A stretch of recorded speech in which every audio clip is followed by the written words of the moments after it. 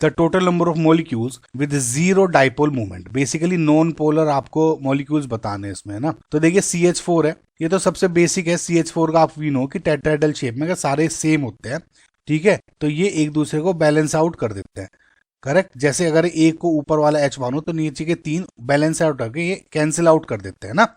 तो ये हो गया आपका म्यू इक्वल्स टू 0 यानी नॉन पोलर। BF3 में BF और 3 ये तीनों में एंगल 120 डिग्री का होता है और ये जो है एक दूसरे को कैंसिल आउट कर देते हैं। तो ये भी आपका mu equals to 0 non polar हो गया, है ना। H2O में जो आपका शेप क्या होता है ये वाला, तो इसमें ये और ये मिलके ओवरऑल डायरेक्शन इस डायरेक्शन में हो जाती है, तो यानी पोलर मॉलिक्यूल होता है ये। तो ये नहीं है। HF तो आपको पता ही है, जो इक्वल शेयरिंग तो होती नहीं इलेक्ट्रॉन्स की, क्योंकि ज्यादा इलेक्ट्रोनिगेटिव है एलिमेंट फ्लोरीन का।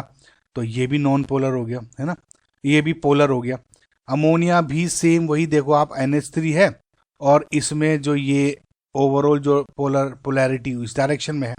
CO2 नॉन पोलर हो जाएगा, क्यों? क्योंकि ये लीनियर शेप में होता है और ये एक दूसरे को कैंसिल आउट कर देते हैं। लेकिन जब आप SO2 की बात करते हो ये बैंड शेप में होता है और इसमें ये ओवरऑल इस डायरेक्शन में पोलैरिटी आ जाती है, ठीक है।